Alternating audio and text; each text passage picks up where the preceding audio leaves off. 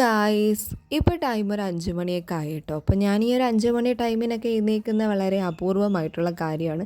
ഇന്ന് നമുക്കൊരു സന്തോഷമുള്ള ദിവസമാണ്. നമ്മുടെ വാമിക്കുട്ടിയുടെ ചാച്ചൻ വരികയാണ് കേട്ടോ. അപ്പോൾ ഞാൻ കാലത്ത് എഴുന്നേറ്റ് നമ്മുടെ അരിയൊക്കെ എടുത്ത് വെള്ളത്തിൽ വെക്കുകയാണ് കേട്ടോ. അരി മീൻസ് ആട്ടിയ മാവ് ഫ്രിഡ്ജിലല്ലേ വെച്ചേക്കുന്നത്. പിന്നെ ചായയൊക്കെ ഇടാനുള്ള പരിപാടിയൊക്കെ ആയിരുന്നു.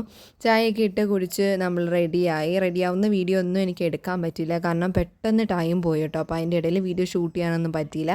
അങ്ങനെ നമ്മളൊരു 6:30 മണിയൊക്കെ ആയപ്പോഴത്തേക്കും വണ്ടി വന്നു. ഇവിടെ അമ്മ വീണ് പ്ലാസ്റ്റർ ഇട്ടേക്കുന്നതുകൊണ്ട് അമ്മ വന്നില്ല. ഞാനും മാമിക്കുട്ടിയും കൂടെ ആയിരുന്നു ഇവിടെ നിന്ന് യാത്ര. ഇവിടെ നിന്ന് നേരെ എൻ്റെ വീട്ടിൽ ചെന്നു. എൻ്റെ വീട്ടിൽ ചെന്നപ്പോൾ അവിടെ നിന്ന് അച്ഛനും അനിയരും ഉണ്ടായിരുന്നു. അമ്മ നമുക്കവിടെ ബുൾസയൊക്കെ അടിച്ച് വെച്ചിരുന്നു കേട്ടോ.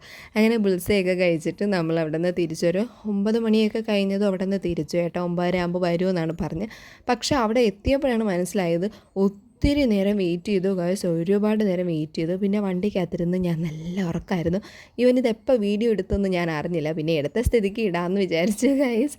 അങ്ങനെ കുറേ നേരം വെയിറ്റ് ചെയ്തു. അവസാനം നമുക്ക് വിശപ്പൊക്കെ ആയി. പിന്നെ നമ്മൾ പോയി സ്നാക്സൊക്കെ വാങ്ങിച്ച് കഴിച്ച് ക്ഷീണമൊക്കെ മാറ്റിയിരുന്നപ്പോഴത്തേക്കാണ് ഏട്ടൻ വിളിച്ചാൽ ഇനി വന്നോളൂ എന്ന് പറഞ്ഞു. അങ്ങനെ നമ്മൾ ചെന്ന് കയറിയപ്പോഴത്തേക്കും ഫാമിക്കുട്ടി ഭയങ്കര സന്തോഷത്തിലായിരുന്നു കേട്ടോ.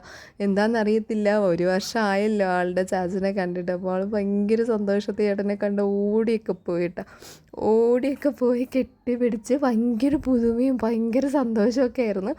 പിന്നെന്താണ്, നമ്മുടെ ഹസ്ബൻഡ് വരുന്നതെന്ന് അറിയുമ്പം എനിക്ക് തോന്നുന്നു നമുക്ക് ഉറക്കമൊന്നും കാണില്ല എന്ന്. എനിക്ക് അങ്ങനെ ആയിരുന്നു.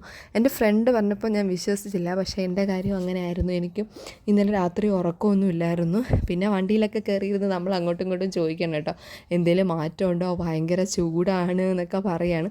ഇപ്പം നമ്മുടെ കോലം കാണുമ്പോൾ മനസ്സിലാവും എന്തോരം ചൂടാണ് പുറത്തു നിന്നുള്ളത്. കരിവണ്ട് പോലെ ആയി ഗായ്സ്, അത്രയ്ക്ക് ചൂടാണ്. പിന്നെ നേരെ വീട്ടിൽ വന്ന് അമ്മ അവിടെ ഫുഡൊക്കെ അറേഞ്ച് ചെയ്തിരുന്നു. ഫുഡൊക്കെ കഴിച്ച് അവിടെ നിന്ന് നേരെ കൊല്ലത്ത് വന്നു. അമ്മിമൂളായിട്ടൊക്കെ ഇവിടെ ഇരിക്കുകയാണ്.